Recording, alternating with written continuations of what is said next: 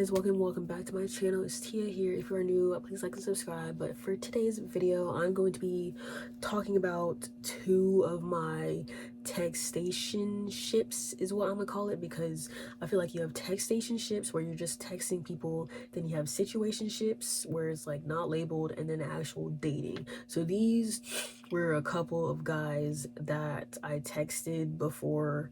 Don't know when. Like I said, I don't remember when this stuff be happening. I'm gonna tell you guys about the first guy. So the first guy, I think I met him on some app. I don't know if it was like Tinder or whatever I was using back then, but I met him on an app, and he seemed pretty chill. His bio was actually decent. Like I like when guys actually write out a bio that says like something other than like looking for a vibe. Like I hate when guys say that. So it said like something blah blah blah, told about himself, and then he said like he was mentally healed and he went to therapy and he's actually ready for a relationship. So I was like, cool, like let me talk to him. And then I'm texting him. He seems to be a pretty decent guy, right? Conversation got to like body count somehow, and usually, like, I don't know, I just kind of always ask for body count anyways. And some people might say that that's childish when I'm like 24, and like they say like people's past doesn't matter, but me personally, I care, because I don't want to be with somebody with like 100 million bodies. That's just my personal preference. I don't care if they got tested and they're clean or whatever.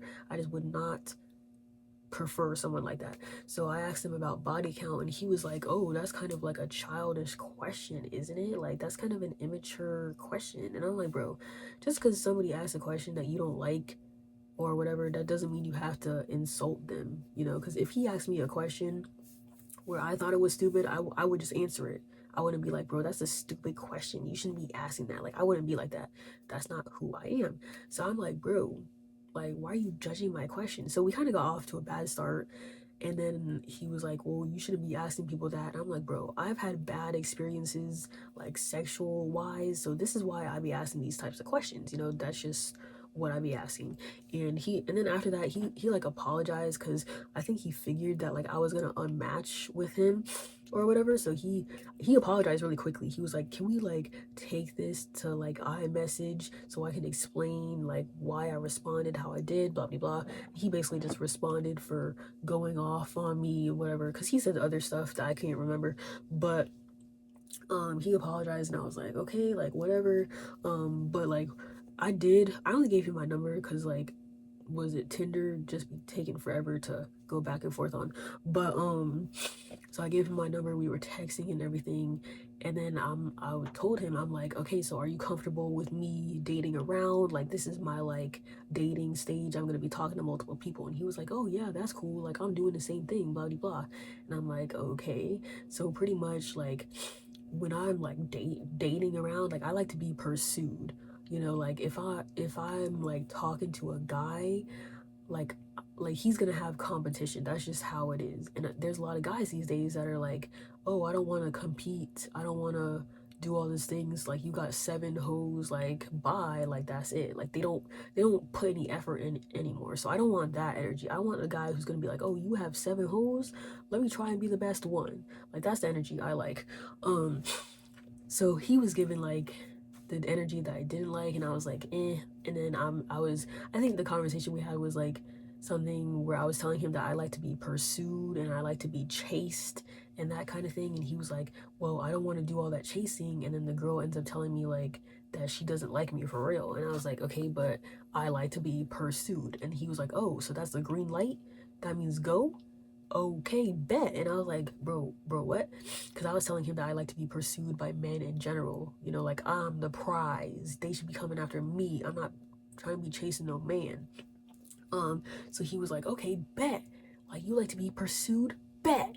And I'm like, bro, chill. I think that he was thinking that like I was trying to like persuade him or give him like, like a little push or whatever to start pursuing me. Whole time like this was just like a friendly conversation, like we're like working towards dating. So I didn't really care if he's pursuing me now, you know, maybe after the first date or whatever.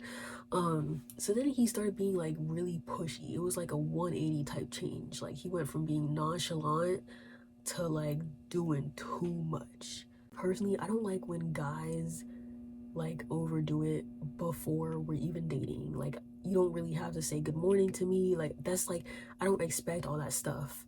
Um so pretty much I think I went to sleep because I had to like go to work early that day or something.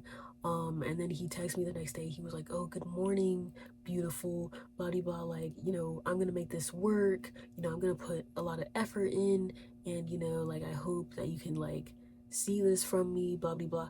And basically like a whole paragraph. And I woke up and I saw that. And I'm like, "Bro, what are you doing?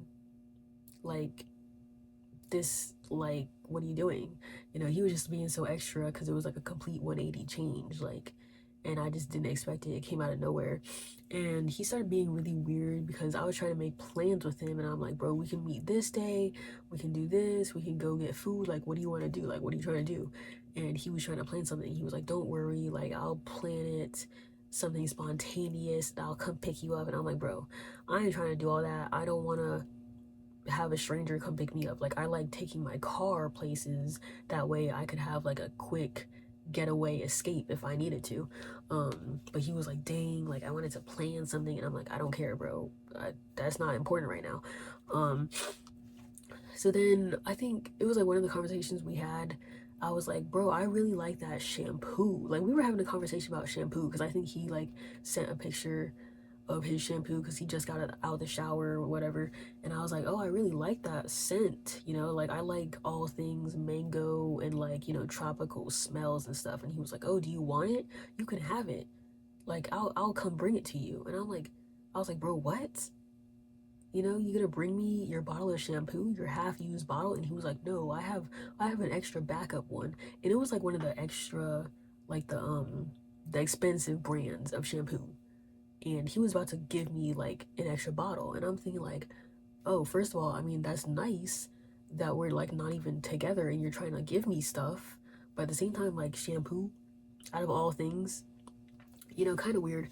And then I basically told him, I'm like, "Bro, you're doing too much. This is getting out of hand. It's actually low-key creepy." Because like even the stuff he was saying was like, "You might as well delete all your dating apps now. Like I found you. You're the one. Blah blah blah. Like I just deleted my Tinder." And he like screenshotted it and showed me that he deleted his app. And I was like, "Calm down, bro." It was like scaring me, kind of like red flags. And then I kind of like called off the meeting. I'm like, "Bro, I don't want to meet with you anymore. This is low-key getting scary." And he was like, "Oh, well, whatever, blah blah blah." And he went back to being nonchalant. So like another quick 180 change. And I'm thinking like, "Bro, isn't this guy supposed to be fresh out of therapy? And he's here acting like a narcissist." It was giving me like bad vibes. um so pretty much that's when I like stopped texting him. I'm like, "Bro, you're giving me weird vibes. I don't even want to meet anymore. This is like really creepy and like super clingy and like almost stalkerish." Because he kept asking me like where I lived exactly. And I'm like, "Bro, I'm not telling you where I live exactly. We haven't met yet. It's not that serious." So then I just ended up blocking him because he was just overly weird. Second guy, I think I met him off of Bumble, something, I don't know. I had a bunch of weird apps back then, but I met him and it was like kind of casual. We were going back and forth. He seemed like pretty chill. It was that kind of relationship where we could like make mean jokes about each other, but like not take it seriously. Because I was like, "Bro, like why are you posting shirtless pics with your skinny ass body or something?" And he was like, "Well, you're doing the same thing with your skinny ass body." And I was like, "Oh, okay, we're both skinny, okay." So we were just making like stupid jokes like that. um and then I think I ended up giving him my number because I was like, "Oh, he seems pretty normal, like nothing weird or anything. Like he hasn't asked me to meet up immediately. He hasn't asked me to like do anything or whatever. It's basically just like cool, chill friendship vibe." So I gave him my number and I was like, "Okay, I'm only giving you this because you seem normal." And he was like, "Oh, okay, that's cool." So then we had more normal conversations. It was pretty chill. So then I'm trying to make plans. And like the first guy, this is where it all goes wrong. For some reason, whenever I try to make plans with somebody, the red flags just start to go crazy. But like he started talking about like his family situation, something like that, and then he called me spoiled. He was like, "Oh, you seem like you're like you've been spoiled in your lifetime," and I'm like thinking like, what?